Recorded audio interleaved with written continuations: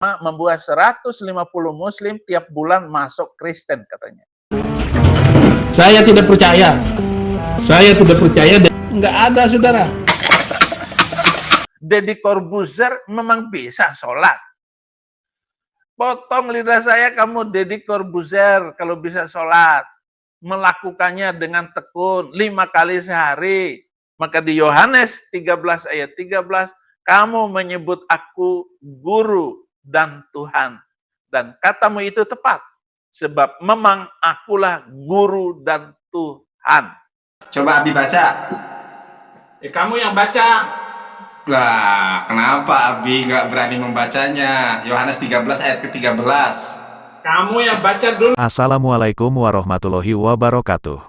Alhamdulillah wassalatu wassalamu ala Rasulullah wa ala alihi wassobihi wa mawalah. Amma ba'du. Jumpa kembali bersama Kiro Channel, masih seputar kelakuan si Udin di channel YouTube-nya, yang selalu berbicara ngawur tanpa bukti dan fakta sebenarnya.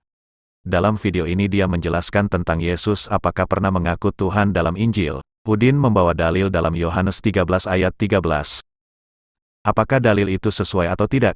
Kita simak aja video reaksinya. Apakah Yesus pernah mengaku dirinya Tuhan? Ini pertanyaan banyak sekali. Kalau memang Yesus itu Tuhan, adakah kata-kata yang menunjukkan itu Yesus mengaku Tuhan? Lah kalau Saifuddin, kalau saya mengaku Tuhan, saya Tuhan, berarti saya Tuhan dong. Apakah harus begitu? Apakah harus begitu? Pertanyaan mereka itu berdasarkan pola pikir mereka, berdasarkan akal mereka, dan berdasarkan kitab suci mereka. Inilah pertanyaan atau juga sayembara yang dilakukan oleh Insan Moko Ginta kepada orang Kristen. Kalau mampu menjawabnya, maka akan diberikan 10 juta rupiah. Satu pertanyaan. Dan dia mengajukan 11 pertanyaan yang dia sayembarakan. Jika bisa dijawab semuanya, nanti akan ditambahkan mobil BMW seri terbaru. Dan saya menjawab dalam buku saya, Dialog Insan Moko Ginta dengan Saifuddin Ibrahim. Saya jawab semuanya. Buku itu, karena jawaban atas Insan Moko Ginta, kata Majelis Ulama membuat 150 muslim tiap bulan masuk Kristen katanya. Saya tidak percaya. Saya tidak percaya. Nggak ada, saudara. Nah, itu yang terjadi selama ini. Kalau mereka bilang banyak orang Kristen akhirnya masuk Islam karena perdebatan-perdebatan. Nggak ada, walaupun kalian itu masuk Islam sekalipun. Potong lidah saya kalau mereka mampu melakukan ajaran itu dengan baik dan benar. Nggak bakalan. Orang sholat itu yang dari kecil Islam saja nggak bisa, apalagi lo, Deddy Corbuzier memang bisa sholat. Potong lidah saya kamu Deddy Corbuzier kalau bisa sholat. Melakukannya dengan tekun 5 kali sehari. Nggak bisa. Jadi lu kemudian mengambil pilihan mualaf lu berdasarkan logika atau berdasarkan spiritual? Logika. Logika. Karena agama harus berjalan dengan logika. Agama harus berjalan dengan logika, menurut gue. Logika apa yang akhirnya? Contoh paling sederhana, sholat 5 waktu itu logika, mengingatkan kita pada pencipta. Ya.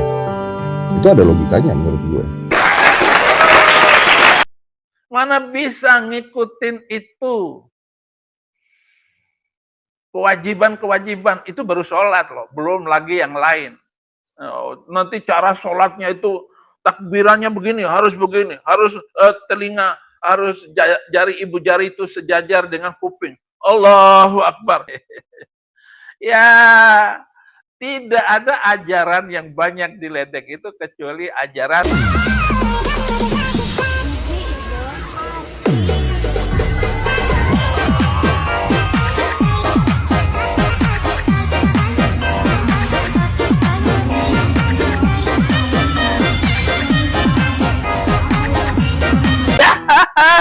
ketawa gitu terus. Ambul kerjanya musuhin. Dengar baik-baik ya, bangsa Kirdun. Itu nggak ada di channel yang lain itu. Ini saya itu jago debat. Saya sudah berdebat dengan mereka. Di mana-mana saya berdebat. Mereka tanya ini, saya jawab seperti yang dia minta.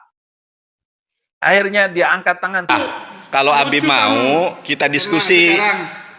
Kita diskusikan berani. Orang-orang yang menistakan agama lain yang tidak pernah dimasukin penjara. Jawab. Oke, gini aja. Orang mana? Kita- Jangan berbalik. kita Jawab diskusi. dulu, jawab. Nandar. Kita diskusikan aja mana agama yang benar gitu. Kan itu. Lah, kalau masalah Orang-orang kemudian penistaan, yang beragama kemudian menistakan agama lain nggak pernah dimasukin penjara. Siapa? Nandar. gini sabar dulu.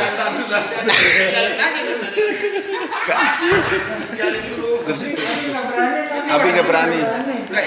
Gimana, Pak Risuli? Bisa ngobrol nggak? Abi nggak berani, Nggak kalau berani, pakai Pak tema Risuli. Abi nggak berani, debat kusir Abi berani. Pak Risuli juga nggak berani. Ini juga nggak berani, Mana sih? nggak berani gitu. Apakah bisa bahasa Ibrani? Iya. Bukan masalah Ibrani, mau bahasa apa saja Nandar, itu bukan kebenaran di dalam sebuah keyakinan. Ini Pak Abi Saifuddin Ibrahim ini Abi kalau pakai tema nggak berani, Abi kalau pakai tema nggak berani. enggak. Abi pilih aja temanya apa, ya? Tentang agama yang benar, tentang kitab suci yang benar, kemudian tentang Tuhan yang benar. Nanti dia baliknya sama anaknya sendiri. Hah? Baliknya sama Oh, ya udah gimana? Ini saya kasih Saddam Hussein aja. Ya, Saddam Hussein kan seagama. Gimana Abi? Saudara, Gimana nih? inilah Nandar. Nah, Ntar Abi- gimana? Abi insafnya sama anaknya Evangelis. Nah, sendiri. evangelis Nggak ada ini. suratnya, nggak ada keterangannya. Gerejanya di Abi mana? insafnya sama anaknya sendiri ntar. Haleluya. Amin. Ya. Tadi Abi tidak bisa menjawab pertanyaan saya. Nggak bisa, dia Gimana? kalau pakai tema nggak bisa. Oh iya ya. Garing. Udin, ngomong kok asal jeplak aja. Ngaku jago debat, ditantang diskusi sama Bang Nandar, malah kabur si Udin. Nah, video selanjutnya si Udin terkencing-kecing, diskusi sama Bang Nandar tentang isi Alkitab Yohanes 13 ayat 13. Dalam bahasa Arabnya, yang mana Yesus tidak mengakui dia sebagai Tuhan, yang ada malah kata Said yang berarti Tuan, berbeda dengan terjemahan bahasa Indonesianya yang berarti Tuhan. Nah, disinilah terletak penyimpangannya, yuk kita simak aja deh. Ketika ditanya oleh murid-muridnya, apakah engkau Mesias? Kenapa Yesus membasuh kaki murid-muridnya? Maka di Yohanes 13 ayat 13, kamu menyebut aku guru dan Tuhan. Dan katamu itu tepat. Sebab memang akulah guru dan Tuhan. Coba Abi baca. Kamu yang baca. Lah, kenapa Abi nggak berani membacanya? Yohanes 13 ayat ke-13. Kamu yang baca dulu. Kalau kamu itu evangelis, coba baca. Ya, di sini kan disebutkan antum tad'unani mu'alliman wa syaidan, kata orang di dalam Yohanes 13 ayat ke-13, antum mu'alliman wa syaidan. Engkau menyapa aku mu'alim. Mu'alim itu orang berilmu, ya. Mu'aliman.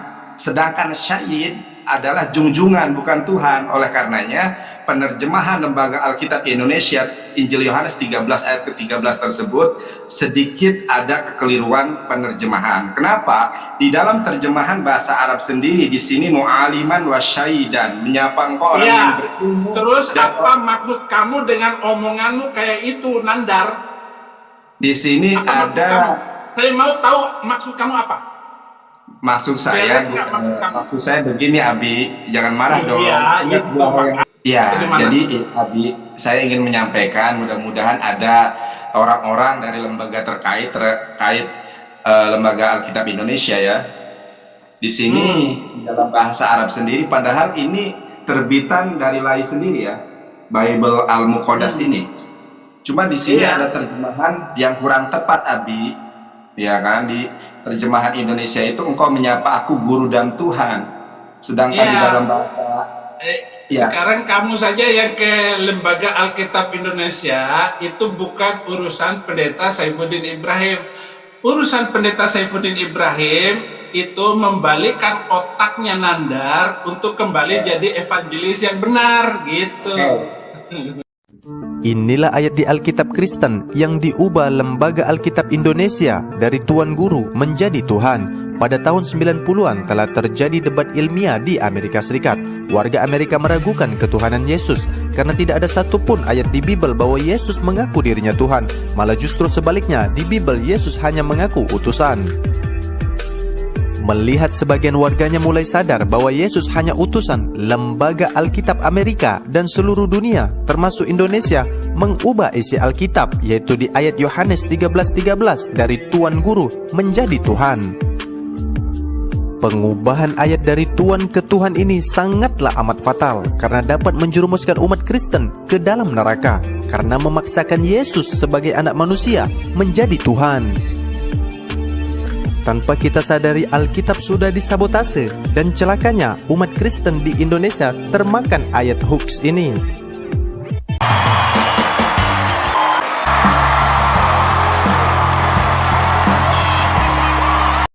Jadi jelaslah si Udin itu ngawur, omongannya gak bisa dibuktikan. Ahlinya ngibul, cuma modal pede sama sombong doang. Si Udin lama-lama jadi mirip Fir'aun ya, dari muka sama sifatnya klop banget. Udah ya, Kiro Channel pamit. Assalamualaikum warahmatullahi wabarakatuh.